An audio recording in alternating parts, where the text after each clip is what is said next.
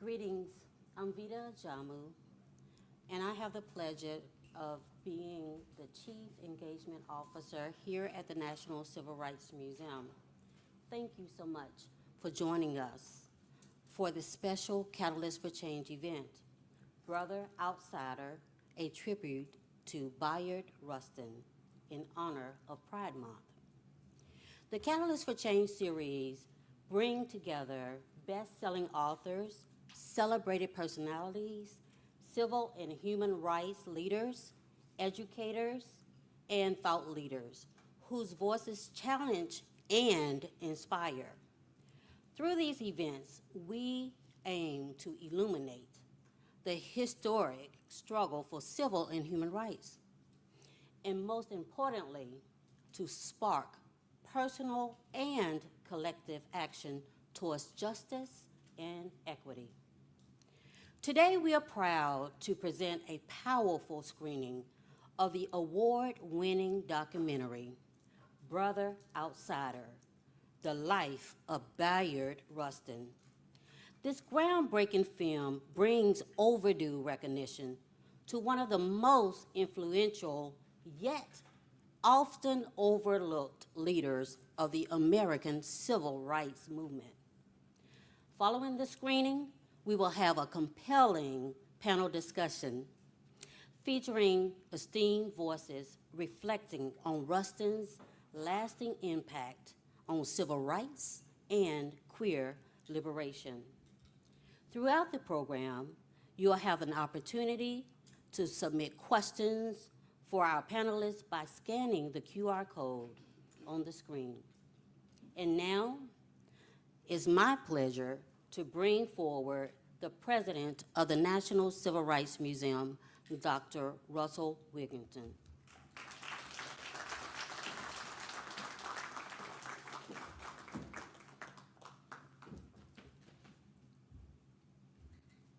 Thank you, Vita.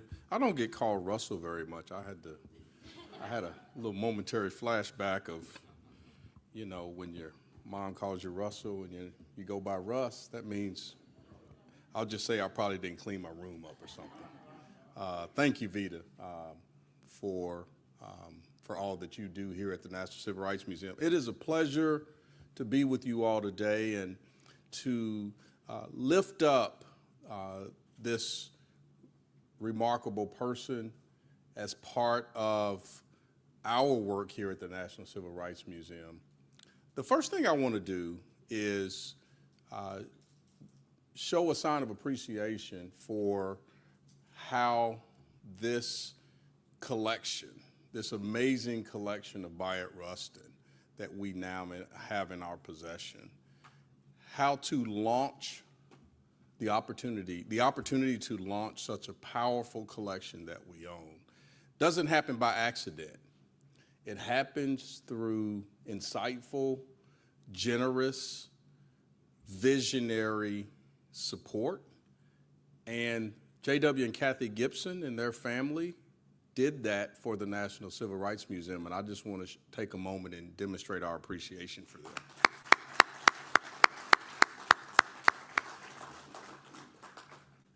When you think about what the Bayard Rustin collection means to this museum, and you connect it back to our mission and honoring the legacy of Dr. King and teaching on the civil and human rights movement, educating society in that regard, and our commitment to being a catalyst to inspire positive social change.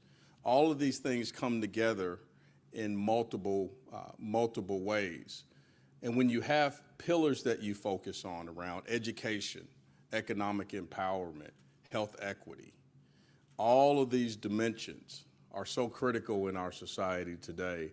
And we spend our time thinking about those topics every day and trying to, through the work of exhibits, through the work of storytelling, through the work of facts and data, share that with the world. Real quickly, I also just want to mention, as many of you know, as you were coming up the courtyard, you noticed construction over on the west side of our campus.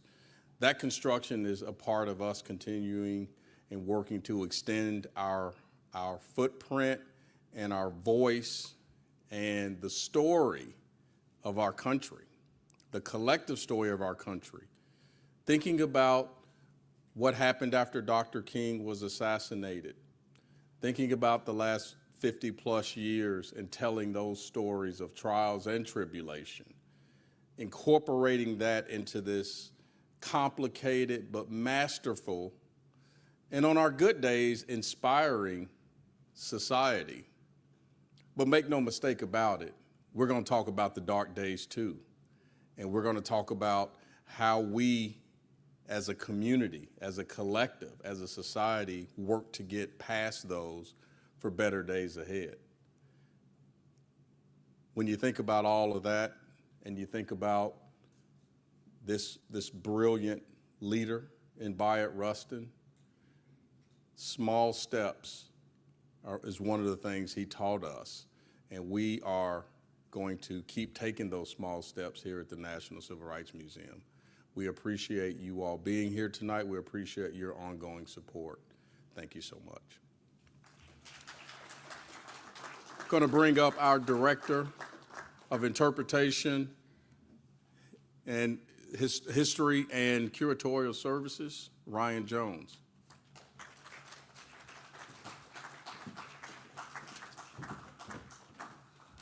Good evening, everyone. Thanks, Russ. I never heard him called Russell before, so make sure not to do that. Today, and all of this time of this year, is a very special year here at the National Civil Rights Museum, which is that we do have the honor and privilege to have what I would call one of our most ambitious and emotional exhibitions in speaking truth to power. So if you have not seen the exhibit downstairs, please do. It's been up since March the 28th. We'll have it up until the end of this calendar year. But for tonight, we're gonna watch a film, Brother Outsider, The Life of Bayard Rustin, a film that was released in 2003 and has received over 10 awards and premiered at many different festivals across the country. And this film is gonna touch on several different themes. 4 themes here. First, the erasure and the marginalization of man, which details Rustin's sexuality and his past political affiliations. 2, moral integrity and strategy, emphasizing his commitment to nonviolence long before it became a national philosophy during the modern civil rights movement. 3, intersectionality, which conveys that Mr. Rustin's story challenges viewers to think about the intersections of race, sexuality, politics, and activism. And lastly, mentorship and influence. Rustin mentored the likes of Dr. King and worked with leaders that represented all strategies and philosophies that led to ending a system of segregation in the United States. Bayard Rustin's life shows the cost of being an outsider, even while positively changing history. Today, we're gonna watch an edited version of the film. The film currently now is streaming on Netflix and other streaming sites on the internet, as well as we are happy to announce again that Mr. Walter Nagel here, 2013, he accepted the Presidential Medal of Freedom from President Barack Obama. And so that is one of the many things that you will see in the Speaking Truth to Power exhibition. Without further ado, enjoy Brother Outsider, The Life of Bayard Rustin. Thank you.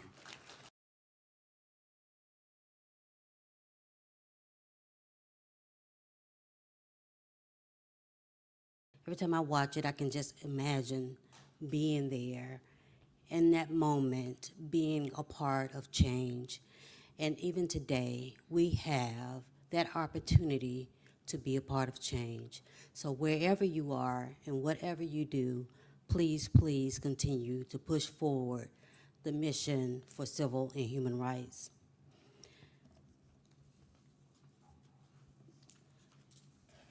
The Brother Outsider film, for me, reminds us of Rustin's solid commitment to justice, to nonviolence, and equality. Despite the barriers he faced as a Black, openly gay man, his story challenges us to lead with courage and to uplift those whose voices are too often left out of history. To help us dive deeper into Rustin's legacy, please welcome our moderator and our panelists. Our moderator, Kayla Rena Gore, will introduce the panelists when she comes to the stage, but I will introduce her. Kayla is a published author, nonprofit founder, and a dedicated social justice advocate. Her work centers on coordinating homeless services, conducting direct outreach, and championing the rights of LGBTQ individuals, especially transgender women. Throughout her career, Kayla has contributed to several organizations committed to uplifting marginalized identities and advancing equity for underserved communities. Most recently, she leads the groundbreaking Tiny House Project, which develops safe and affirming housing of Black and brown transgender women. To date, the project has built 11 homes, with another currently under construction. Kayla continues to be a powerful voice for equity, dignity, and justice. Learn more about her work and the Tiny House Project at mshmemphis.org. Help me welcome Kayla Rena Gore to the stage as she introduces our esteemed panelists.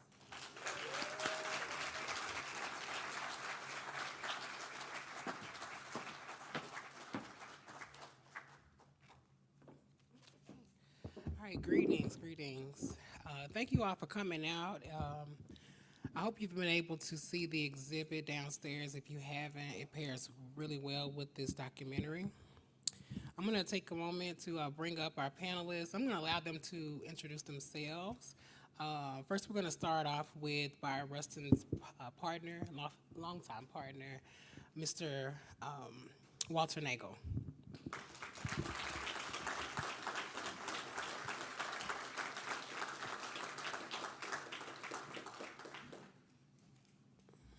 And then we're going to bring up Bennett Singer.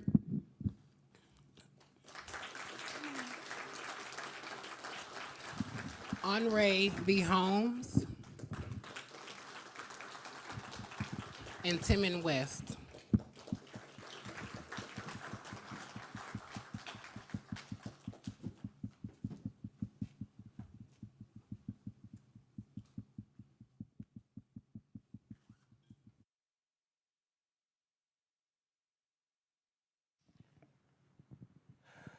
Mr. Nagel, would you like to start with your introduction?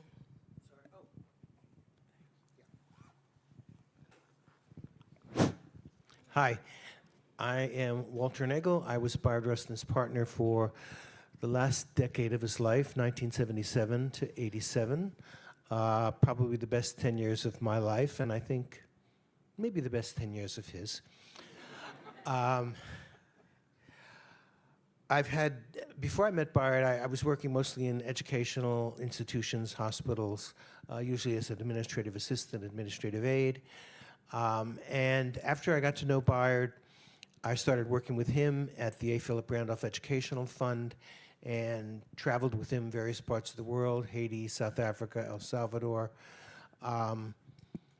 And we just had a really very wonderful 10 years together. what I've been doing since then, we set up a small private foundation called the Bayard Rustin Fund after he died, and it was designed to promote his legacy, raise awareness about who he was, what he stood for, his values, and hopefully to inspire people to continue that work. So that's who I am. Thank you. And next, we're gonna have Amre. Thank you, Kayla. And thank you for the National Civil Rights Museum for hosting this. I call myself a gay superhero. I'm a firefighter, a storyteller, and a bridge builder. And some of that foundation started with my grandmother, who is a cousin of Bayard Rustin, born in Westchester, Pennsylvania.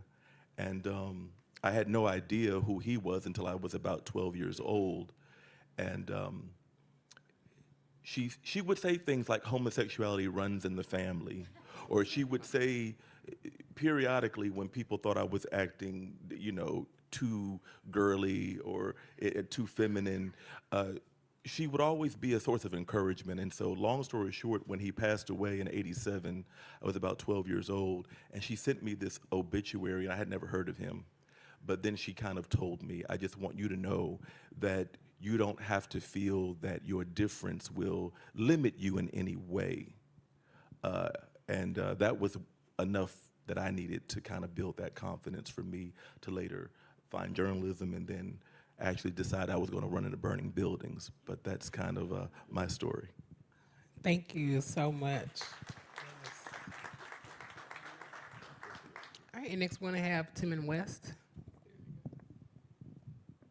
Okay, making sure this works. Hey, how's everybody doing?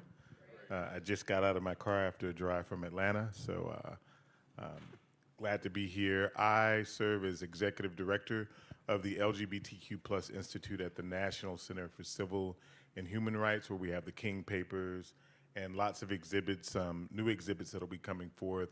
Broken Promises, which talks about racial terror after Reconstruction, and also a new Black Power exhibit.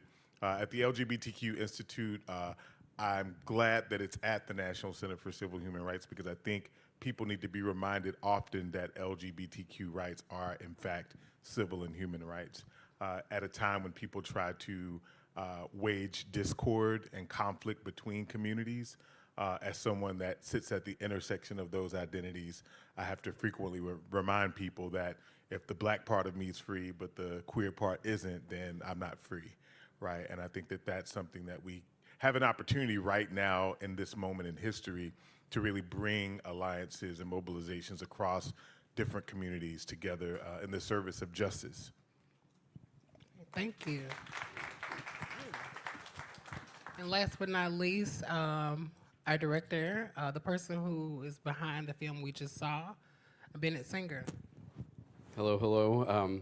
I want to thank the museum for hosting this event. It's such an honor and a privilege to be here, and what an amazing panel. Happy Pride, everyone. As a college senior in Boston, Massachusetts, I had the incredible good luck to stumble onto what was initially supposed to be a 2-month summer internship on the Eyes on the Prize PBS series. And the very first task that was handed to me was to fact check the portion of the book and the series about the March on Washington. So it was kind of like day 2 that I discovered Bayard Rustin and felt like some kind of Alice in Wonderland novel had opened up in front of me. Like, was this really a real person? And when the more I learned and delved into his history, the more I was just blown away by the achievements politically, but also the authenticity on a personal level.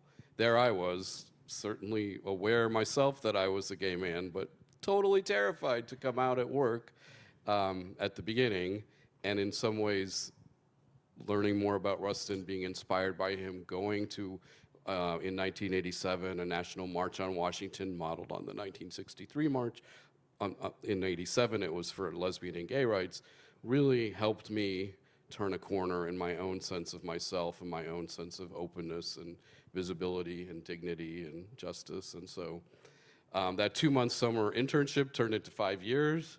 I got really hooked on this kind of social issue storytelling. I will say, for those of you who haven't seen Eyes on the Prize ever or recently, it's a great way to spend 14 hours. I mean, it's such a iconic, majestic series, available in other places on Canopy, which is free, with a library card. So, as is the Rustin film, available on Canopy and on Netflix.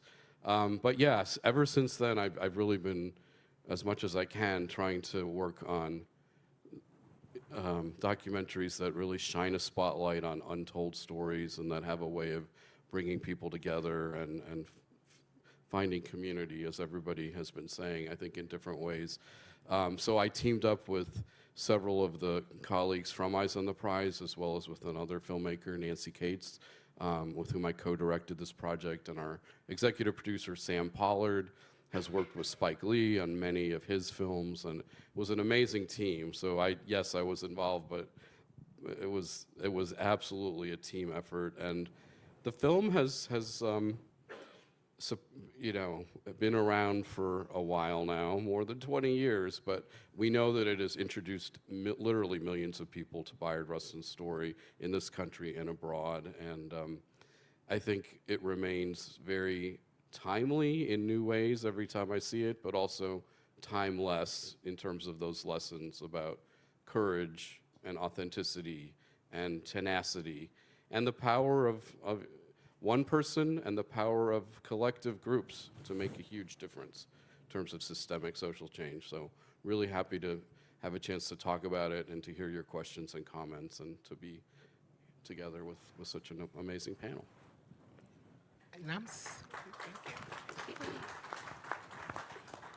And I'm really excited and enamored to be in the middle of you all to dive deep into this conversation about the film that we saw. But first I want to start with you, Mr. Nagel, about your relationship with Bayard and how you think he would feel about the political moment now that LGBT people, specifically trans and non-binary people, are experiencing now, and how his work should shape how we're moving in this movement. Well, I think he would be very upset, very disturbed about some of the things that we see going on. Really attempts to really turn back the clock on, lots of groups, marginalized groups, not just LGBTQ people, but African Americans, refugees, immigrants, all of the people that Bayard really worked with and worked for during his lifetime. So he would be very, very upset. What you do about it is you organize and you go out into the streets, non-violently, if you were Bayard or Dr. King, and really think about how we can go about influencing change and making change. And I think at this point, a lot of it really has to do with getting the, shall we say, so-called leaders that we elected to get some backbone and stand up to some of the stuff that's going on. And I think that, Bayard would be right there pushing for that. So something that really resonated with me from the story is how there are so many parallels with the movement back then that Bayard fought for 60-plus years to the movement that we're doing now here with the trans and non-binary community. I'm going to come over here to you, Mr. West, for our next question, to kind of talk about your work. So your work bridges academia, policy, and grassroots organizing. What systemic changes are most important or urgent to protect LGBTQ people? Well, it's interesting that you mentioned systemic changes because I really see the assault on trans and non-binary communities particularly as a failure to lean into the humanity of all people, right? There is an effort to extract the T and the N and all the other things from the LGB, and it's especially challenging when I hear people in the LGB or the gay community say disparaging things about trans and non-binary people when 10, 15 years ago they were saying the same thing about you, right? So we hear over and again that it's about the kids, right? That gender affirming care is about protecting the kids. And then you see states pass legislation where adults are going to be denied the right to gender affirming care. Or, oh, this is just about the trans people, don't worry about them, like they're dragging you down. And then we see efforts to actually roll back Obergefell and marriage equality. So this pattern that we continue to see is that if we allow the most marginalized in the LGBTQ community to be attacked, if we sit by the sidelines and say, well, that's not gonna impact me, that it ultimately does, right? Like first they came for. I know a lot of people have heard that particular piece. And so I think from a systemic and from a strategy standpoint, what does it mean to be an ally, not only non-LGBTQ people to the LGBTQ community, but what does it mean for me to stand in the space to ensure that my trans sisters are protected? There's a particular quote that I'd like to leave us with, and it was something I saw on Twitter, and it really challenged me because I love the word ally. I like to think I'm an ally to everybody. I'm a nice dude, right? But this quote said, if you consider yourself an ally, but you're not willing to be hit by the stones thrown at someone you're defending, then you're not standing close enough. And when I saw that, it was like I was called out, right? Like, because when we talk about allyship, what we like to do is like, you know, someone get hit by the stone and then we go over with a Band-Aid after and be like, baby girl, how you doing? Let me pat you up, you know, you've been hit, right? But am I willing to actually stand in the way to prevent her from being hit? To tie my humanity to her humanity and say that that's not okay. We don't treat anyone that way. And I think that that's the call to action that we have now, that an allyship that's really rooted in strong and resilient humanitarianism. Thank you for that. In movement spaces, I hear there are people who will be sacrificed. And I think we saw that in the film. I think we see that now with the T being removed, and there's not a necessarily big uprising about that. There's no call to action around that outside of coming from the trans and non-binary communities. So what advice would you give to people in this room, to people who might see this film?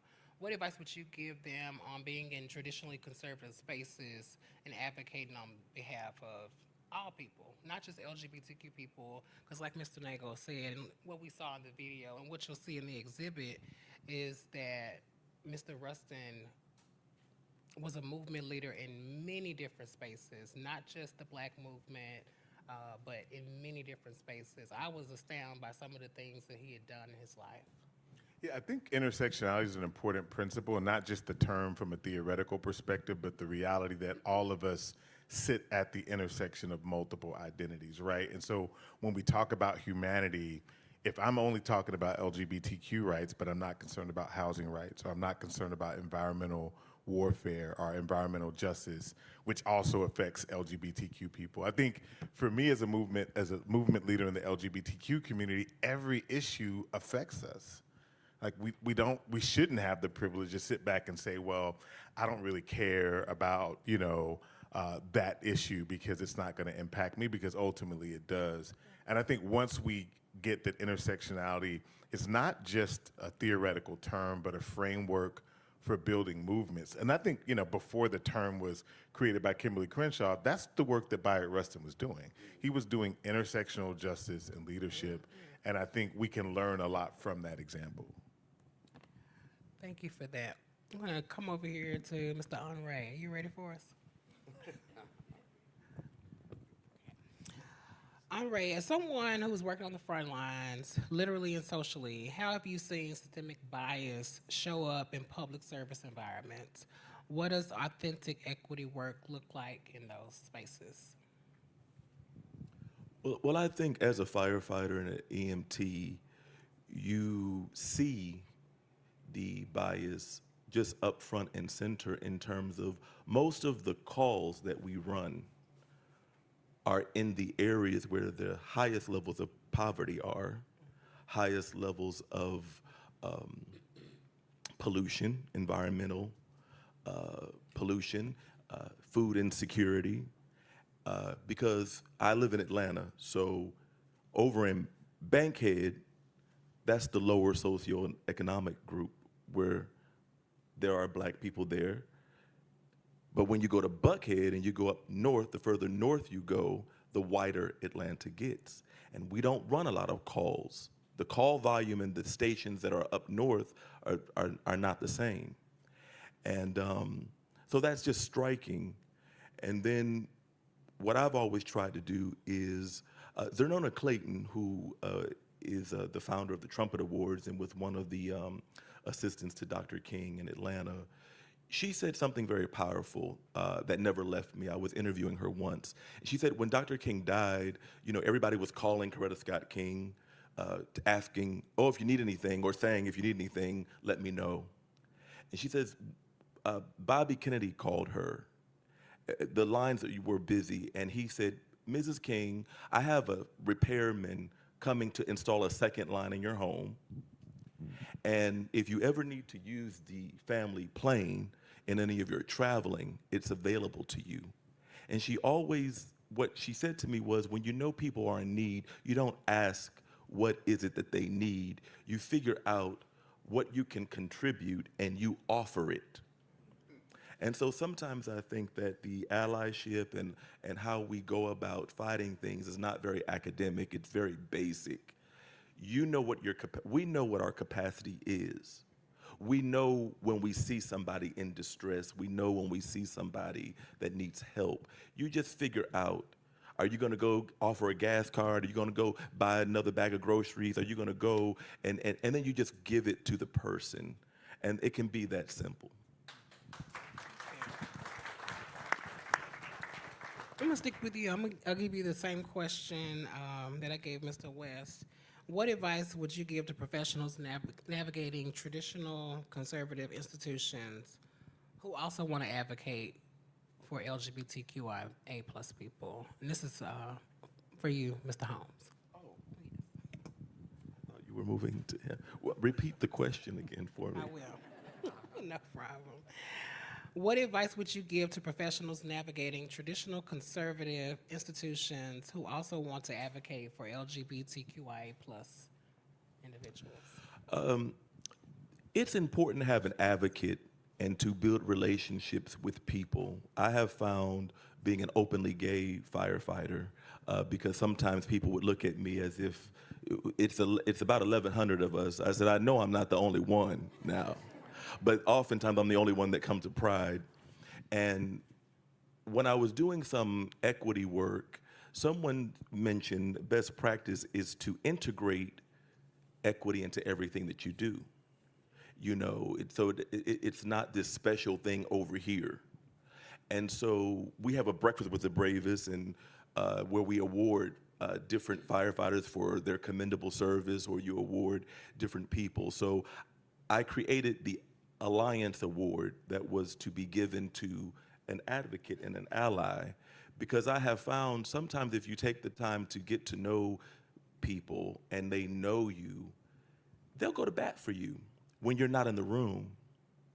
And they can speak to your character in a way that you can't, because reputations travel further and faster than you do. And if you have somebody, if you can take the time to build rapport and relationship with people, for me, myself, it was oftentimes the most macho firefighter that everybody looked up to. I knew that if I could get to learn more about him, well, that could take some of the heat off me, because if he knew that I had his back, he'd have mine. We're gonna come to you, Mr. Nagel. You talked about people's reputations preceding them, and how there are people in people's lives who will take their story and make sure that people understand it and they can take inspiration from it. Mr. Nagel, as someone who has worked tirelessly to preserve Rustin's legacy, what lessons from his organizing strategy are most crucial for young activists to learn now, especially those navigating both racial and queer identities? Well, I think probably the first one would be don't give up. As you saw in the film, Bayard took a lot of hits during his life, but he did not walk away from the struggle, from the movement. You know, he may have gone home for a couple of days and nursed his wounds, licked his wounds, whatever, but he was right back in the struggle a few days later. So, you know, you have to understand you're not going to win everything you try and get. You're not going to win every victory. You have to learn to make peace with winning some and losing some, but not really walking away. The other thing I think, and I think especially for young people, is, you know, don't let leadership and some of what you saw on the screen here, don't let it intimidate you. Bayard was somebody who worked very, very well with young people, partly because he was considered, at the time, the most radical, at least of the integrationist portion of the movement. And young people are attracted to people who are more radical. You know, they want to lead the more conservative old-timers, the heads of the big organizations, to do their thing. But they want to work with somebody who's vibrant and exciting and enthusiastic. And as you saw, people like Rochelle Horowitz, Eleanor Holmes Norton, they were 20, 23 years old, 24 years old when they organized the March on Washington. And they were able to do it because Bayard believed in them. I mean, he would give them assignments, and like Rochelle said, you know, what did I know about organizing transportation? I couldn't even drive. But he would mentor them and nurture them. And he also understood that we all have something that we can contribute to the movement. You know, we all can't be Dr. King. We all can't be A. Philip Randolph. We all can't be Dorothy Height, or even Bayard Rustin for that matter. But we have some skill. So don't let the fact that you may not be in a position of leadership discourage you from making what contribution you can make. You know, maybe you can write a speech for somebody.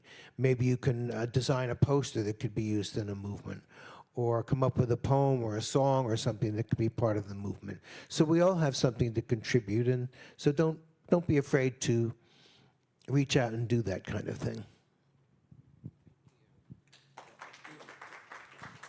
Thank you for that. And with that, we're going to go over to our director, Mr. Bennett Singer. Mr. Nagel, you talked about people's place in the movement. And I talk about that a lot in my organizing and advocacy. People are always asking that question, like, how do I fit in? How do I plug in? There are many, many different ways. And one of the ways that you plugged in is by creating this documentary and doing other documentaries on notable people in history to keep that oral history alive. So our first question for you is, what inspired you to tell Bayard Rustin's story through film? And what do you hope audiences will carry with them long after watching this documentary? Well, the reason that we really set out to make the film was pretty simple. It seemed to us that Rustin had been forgotten by history, marginalized by history, or, to quote one writer, expunged from history. And expungement, if that's the right word, isn't an accident. You gotta work to blot out and erase and eradicate someone from historical narratives. So we set out to counter that and work to unerase and shine a spotlight on Mr. Rustin. When we started, I will say it wasn't entirely clear to us that we could make a film, because it seemed that he had been so invisible and so behind the scenes that maybe there wouldn't be enough material to actually make it possible to create a film as opposed to a book. However, our team, including two amazing archival researchers who spent like years scouring the globe for archival material, found some miraculous evidence of his work in Africa, in Europe, in India, in his hometown of Westchester, Pennsylvania. I mean, one of the happiest days of my life was calling his high school thinking, well, maybe there'd be some old yearbook or something. And they were like, well, we have this footage of Rustin playing football in 1928. Do you think you might want to use that? Like, what are the chances from 1928? Incredible. So, and our editor then would say, well, you're bringing me shards of footage. It's like little grains of a mosaic. It's not, in a lot of cases, it was just like very short snippets that in some ways that's sort of a metaphor for Rustin's career. He was often on the margins, but in the frame, and sometimes we would reposition that, like that shot of him smoking behind Joan Baez and Bob Dylan. We reposition that and slowed it down, and it becomes about Rustin behind the scenes, but also in the center in his way. And so, yeah, the mission really was to shine a spotlight on him, in part because of his astonishing historical achievements as an organizer, as a thinker, as an activist, but also because I think of his legacy. Like the very last line of the film ties into so much of what we've been hearing. We are all one. And then he says, and if we don't know it, we will learn it the hard way.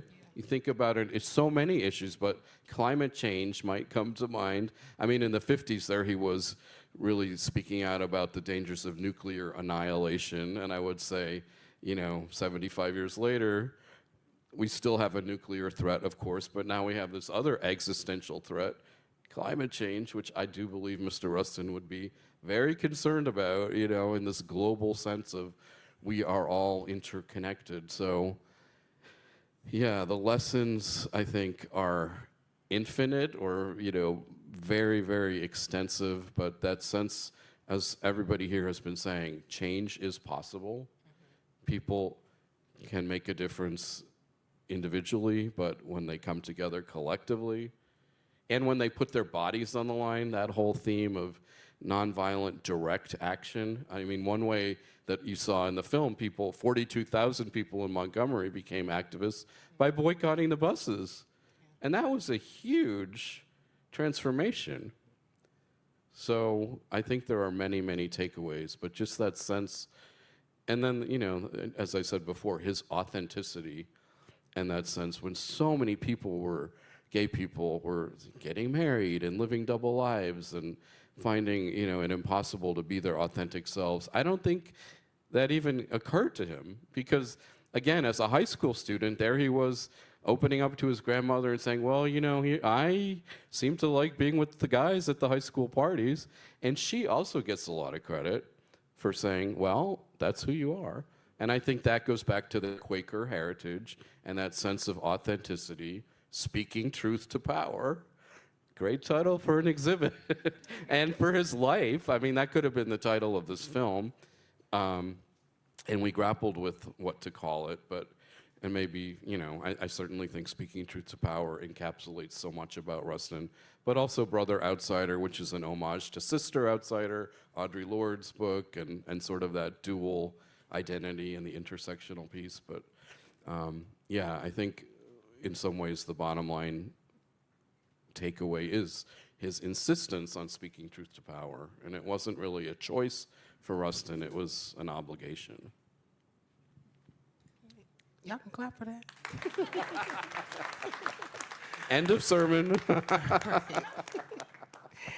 Well, you kind of touched on my second question, but before I get into that question, I'm going to pose it to all of you nice gentlemen tonight. I want to make sure the audience knows that you can submit questions on this QR code behind me. We have a few in the queue that we're going to get to a little later. But this next question, I'm going to start with you, Mr. West, if that's okay. Sure. Mr. Singer, you talked about representation, and we saw in the film how Bayard did not hide his identity from any of the movement spaces that he was a part of. He went face first in with all of his identities. How do we move from representation to power? Ensuring that LGBTQIA plus people are not just seen, but have agency in shaping the institutions that affect their lives. Yeah, I think a big part of that is the visibility. So not so long ago, back in the 90s, I recall being one of the, a prominent a Black Student Alliance president at a PWI. I went to Duke for undergrad, and that was unheard of in 1991. And I was an out Black gay man. But generation after generation, I hear students that have gone there thereafter say, "Oh, I heard about you. I knew I could do it because a professor told me about you," right? And so I think that visibility is power, right? And I think we can't underestimate the power of someone being truthful in their identity. I remember feeling a little betrayed when I heard about Bayard Rustin, because I think I was in graduate school in New York. And so imagine at that point, I'm like in my early 20s, and I thought, because I was a suicidal 16-year-old in Southwest Arkansas, right across the river, not too far, a PK. We used to come to Memphis for the Kojic convention, so you can imagine what my life was like growing up there. But like I imagined, right, like what it would have meant to have known that James Baldwin and Bayard Rustin and these people were, I mean, like, I think I felt like a unicorn, like there was nobody else, right? I'm just this freak of nature, and, you know, and I think just knowing that, which is also why I think there's a deliberate attempt by some to erase history. I love that word you use, expungement, because it talks about the kind of intentional effort to deny the very obvious truth, right? To say that we were unpaid workers instead of slaves, right? But that takes a deliberate kind of insidiousness to kind of bend the truth in that way. And the power isn't saying, no, that's not what happened.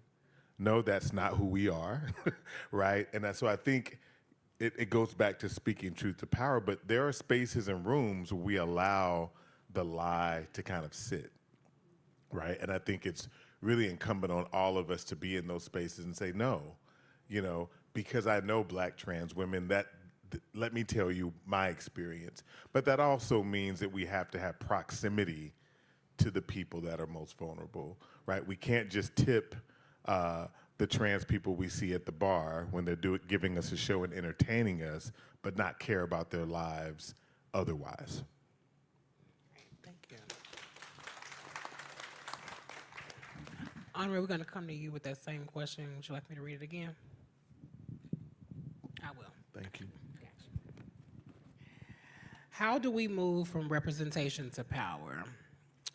Ensuring that LGBTQIA plus people are not just seen, but have agency in shaping the institutions that affect their lives, and also institutions that they have kind of navigated or they have to navigate. I think change happens from the inside out.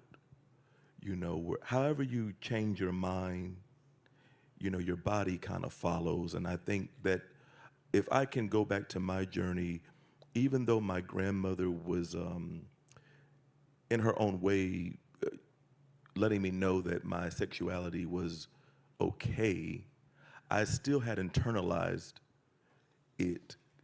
And because I didn't want to be different, when you're coming through and you're maturing, you don't want to be different. So I really recommend that those of us that are in the life, or those of us that are, we are who we are, you got to tap into your superpower, and you have to go within yourself to build your confidence. If you look at Bayard, he was doing intersectional work.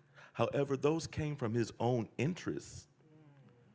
You know, you do what you know to do, and he was involved in so many things because he understood his humanity. He saw his humanity in other people, and so it was easy for him. I won't say easy for him, but there was a recognition that this is what I want my life to be.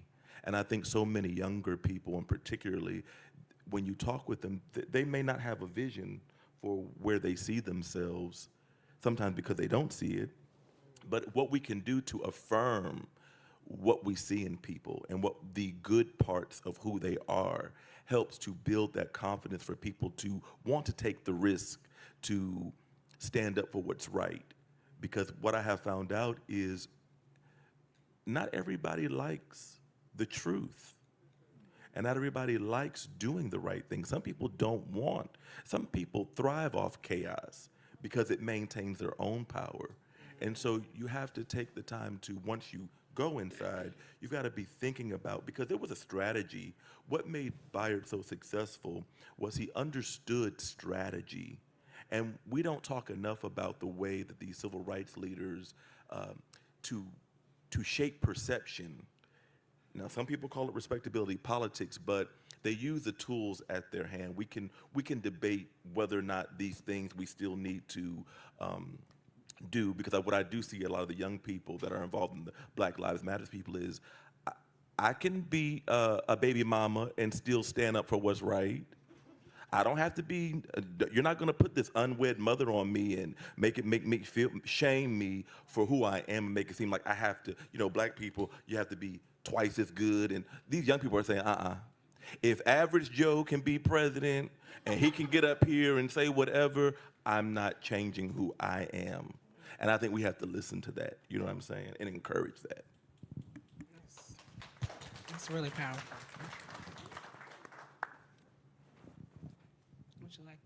Would you like me to read that again? No. I think I can only just add, because I think what's already been said has been important and fundamental, especially to who Bayard was.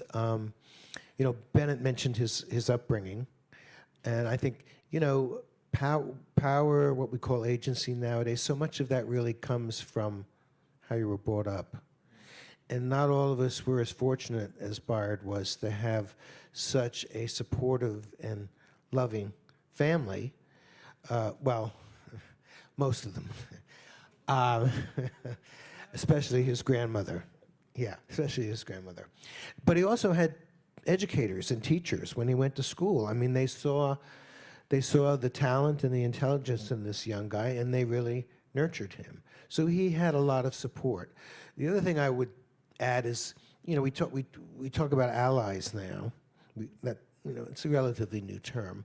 Bayard would have called them friends, but it was really about building coalitions. You really, especially if you live in for those of us who remember what it was like to live in a democracy, if you live in a democracy and you're a member of a minority group, you are not going to achieve power and build power without building allies, without building coalitions. And so and of course, if you're working nonviolently, you need to convince your friends and convince even people who may be your opponents. Maybe they don't understand what you're all about and what you're trying to achieve. But you need to win those people over to your side and develop a coalition which is going to push for a small d democratic majority. So we hang on to our democracy.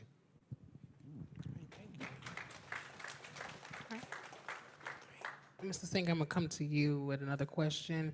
Any of the other panelists, if you feel inclined to answer or add to it, please do so. How do you see documentary filmmaking as a tool for social justice, especially in a time when history itself is being challenged, rewritten, or unsung, not spoken about? Sure. A couple ways. One is it has been so inspiring to take this film and some other films. I did another film about voting rights into schools, middle schools, high schools, and sit down with students and teachers in history classes and English classes and really get 14 and 15-year-olds to think about these issues and why they matter to them. We've done quite a bit of partnering with groups like Human Rights Watch and various other education groups, and that has been such a fundamental way in which documentary films can make an impact. Beyond that, I think that when people come together in community forums like this one, or in universities, classrooms, or in film festivals, there is a power that emerges. Of course, streaming services are wonderful, and being able to tune in individually on our phones is amazing in its way. However, there is something really beyond that that emerges when people come together in a communal setting where you can have a dialogue and when there's a process of reflecting on the film in a formal way and even in an informal way after a screening. I just think that is a really important part of what films can do. Walter and I were just in DC actually on Monday for World Pride, this international LGBTQ festival, and perfect venue, the Martin Luther King Memorial Library hosted a screening and an amazing panel, and 300 or so people showed up. But the discussion was great, but in some ways what was even better was the after reception and the conversations, that the buzz that kind of was sparked by the film and by the conversation, bringing people together, making new connections, networking, feeling like, oh, I just saw something and now I want to process it and do something with it. So that I think is a real unique power of films. I mean, of course, books and other media are essential and uplifting in their way, but when you bring people together, I think there is that spark that can happen after viewing a film collectively. Awesome. Thank you. I'm not a filmmaker, so I'm going to advocate for a different method. Some people know that I'm a hip hop artist.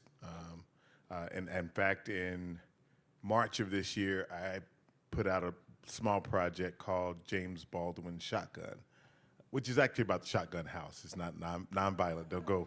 Well, Lord is looking at me like, do you mean shotgun? It was a play on the word, but it's a commentary on how the word woke has become demonized.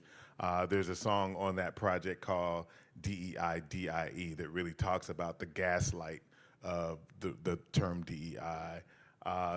There's a song called 28 Days, which talks about the shortest month of the year and sort of controlling the history, but also the importance of Black history being taught throughout. But when you were talking, I was thinking about this quote by another person I love to bring into the room, Toni Morrison, where she said, "This is precisely the time when artists go to work. There is no time for despair, no place for self-pity, no need for silence, no room for fear. We speak, we write, we do language. That is how civilizations heal."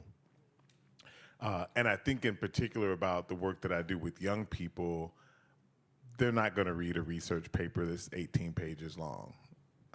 They just won't.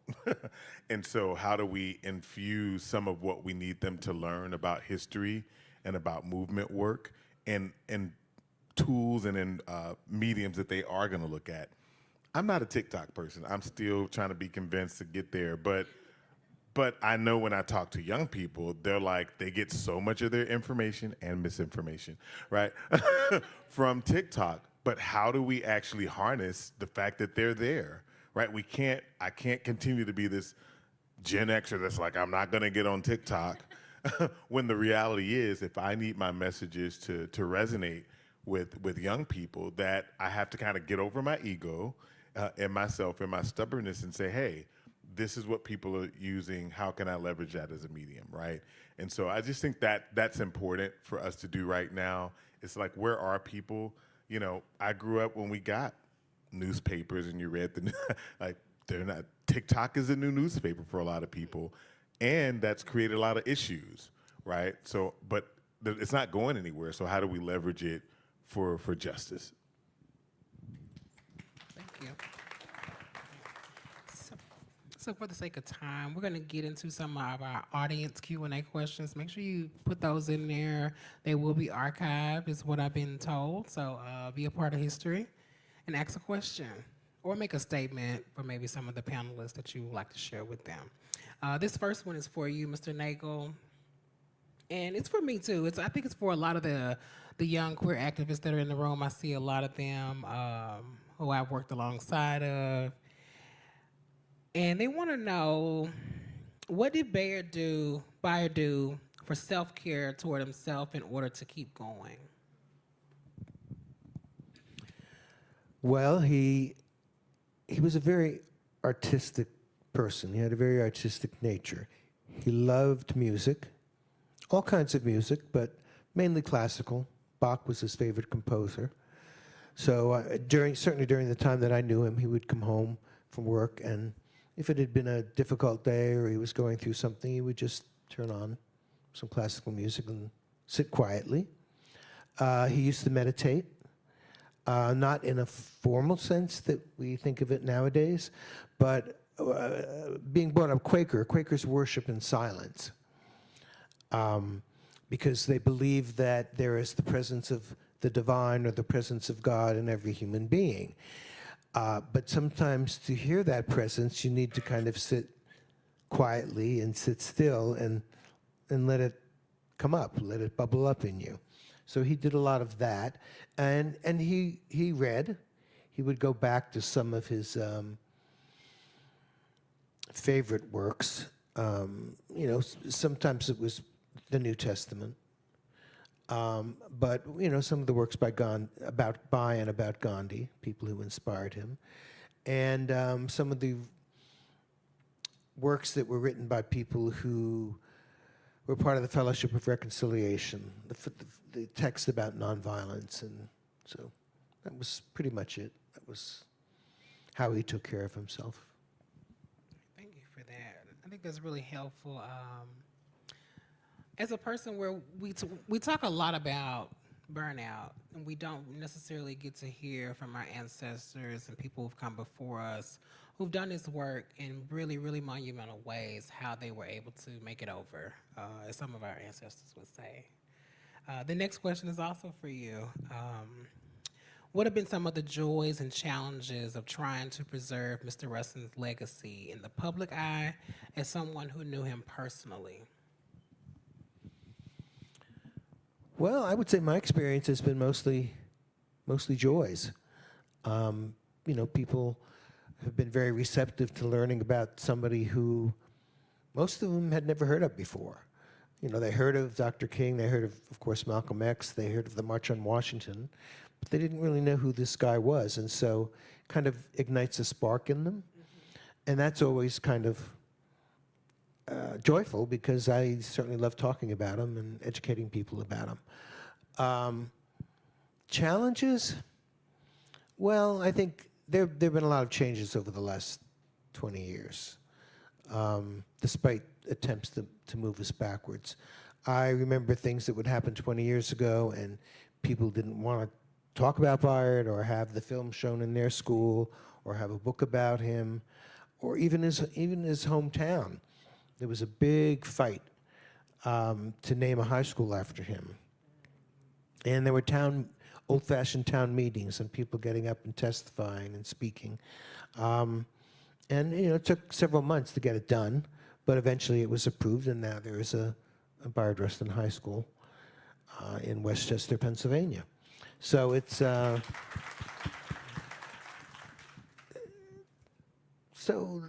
that's some of what we've been up against, but I think the way to approach a challenge really is, because, sometimes some of the things that have been said to me or asked to me or something like that, I could very easily lose my temper or get annoyed, but it's like, well, you do that, where are you going to be in 5 minutes? Instead of doing that, reach out and try and make your argument, make your case, and convince the person that this is somebody worth knowing about, this is somebody worth studying. Can I take a point of personal privilege? I just want to, that question made me think about, I want to give you your flowers.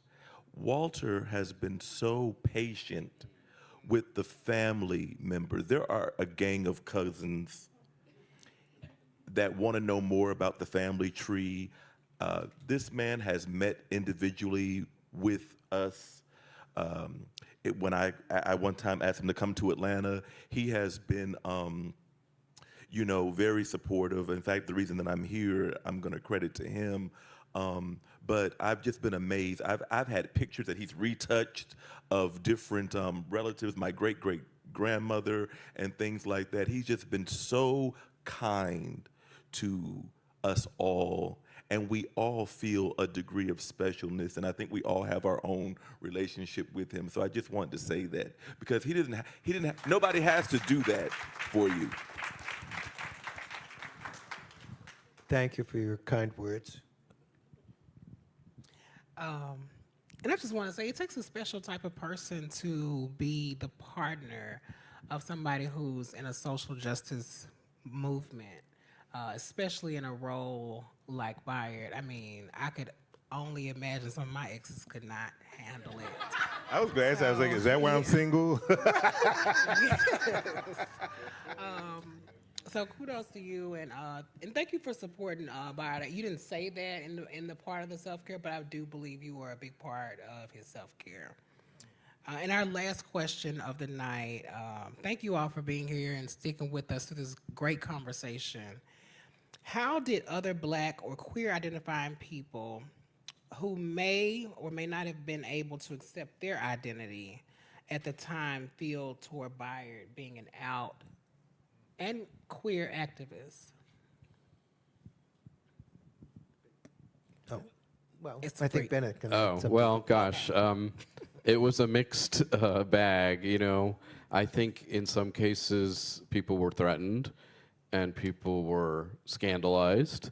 Scandalized My Name, that song is pretty perfect for that moment where Adam Clayton Powell, you know, not only weaponized Rustin's gay identity, but even went so far as to threaten this totally false blackmail attempt, or this rumor about Dr. King and Rustin having a sexual affair. So that was one side of it. But then I think people like A. Philip Randolph and other leaders, Dr. King included, recognized Rustin's invaluable skill as an organizer and his humanity. And really, I think Rustin taught so many civil rights leaders, you know, to go beyond the stereotypes. One of my other films is about the fact that until 1973, if you were gay, the medical establishment automatically classified us as mentally ill. It's called Cured. It's on Amazon now. It's on PBS. So you can understand why people had this prejudice or had this belief. If the experts are saying, well, gay people are sick and they need to be cured by things like lobotomies and electric shock therapy, or at least by talk therapy, like that was not a fringe view. And so within the civil rights movement, of course, some leaders held that view, and I understand why. But Rustin, I think, was like this one-man crusade or living testimony for gay liberation before that was even a full movement. And his humanity, his openness, his dignity, his visibility taught, I think, everyone he worked with and interacted with so much. Some of them came to agree with him. Others might not have agreed, but at least experienced that sense of authenticity.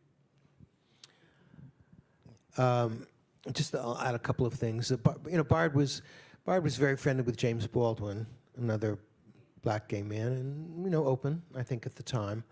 But in the exhibit downstairs, there's a letter from Lorraine Hansberry, the playwright, Raisin in the Sun, and she wrote to Bayard shortly after the Powell incident. And she, you know, the topic of the letter was something else, but at the very end, she said she was horrified. I think the word was horrified or terror, you know, of the attack on him, and that he was truly one of the great, you know, champions of social justice or leaders in the social justice movement.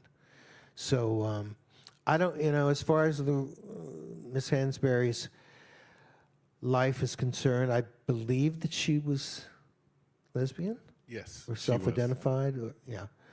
Later in life, actually. Okay. That Yeah. she came. But there was, you know, there was a kinship there between Lorraine, James Baldwin, and Bayard. So. Yeah, and I was just going to say there's a certain kind of fearlessness that I think Bayard had. That's the only way I can think of it. I remember when I came out as a BSA president, and literally people said, you can't do that. And I was like, I did. Like, and so sometimes you have to do the thing and think about the consequences later. Like, I think that Bayard probably moved a lot through life like, this is the right thing to do, I'm going to do it. And I can't keep top of mind, because keeping top of mind the consequences is what keeps you from doing the thing. And so I think that's something that we can relay. The other thing I was just going to say to what you said about mental illness is we've come into a world in a society where that kind of rhetoric is being used again, right? That people that are gay are mentally ill, that people that are trans are mentally, it's returning. And so we have to do our due diligence, whether it's in the comment sections or whatever, say like, no, that's not, there's actual science that says, like, the American Medical Association, the American Psychological Association said that those are not mental illnesses decades ago at this point.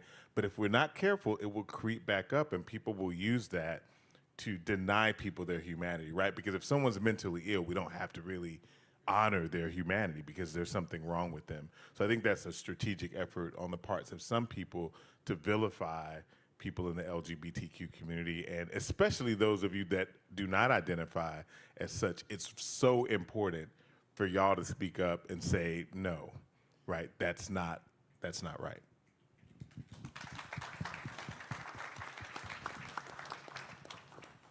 So I want to first thank you all for joining us here in Memphis, Tennessee, a wonderful city that's rich in civil rights history. Here at the National Civil Rights Museum, I want to thank the president and everybody that's involved with making this exhibit possible. It's going to be going up. Well, it's going to be up until the end of this year, December 31st. So I hope if you have not seen the exhibit that you will go downstairs to see that exhibit. You'll invite your friends and your families to come and see that exhibit, because I believe I know that it's really enriching and life-changing. For me as an activist, seeing how his life moved and the people that he was connected to and how intersectional his work was, it shows me that we're on the right track and we have the right people. We just have to continue to go down that pathway. And I think we want to have a word from Vita. Is that great? Thank y'all. Y'all, let's give him another round of applause.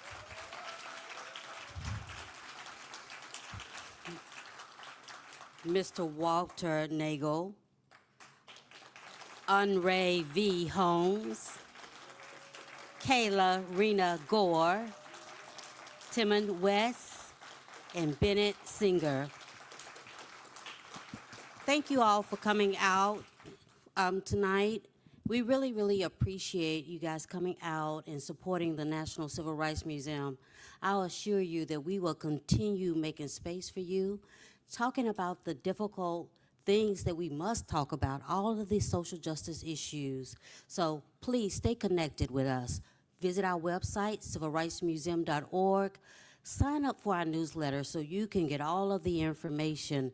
We appreciate you, know that we do, and we welcome you to come back and visit with us. Thank you.